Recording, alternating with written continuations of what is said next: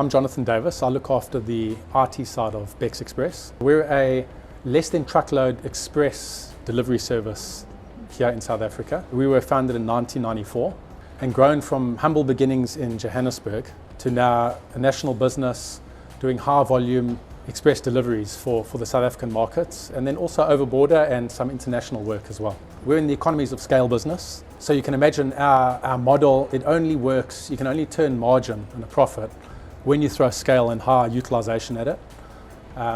So if you don't have the scale, then you find it very difficult to be profitable. But one of the challenges you face is with scale comes complexity. So with FarEye, we're looking to find efficient scale as an avenue for us, where you folks manage some of the complexity that comes from logistics, by its nature, coupled then with volume. You folks are a technology business.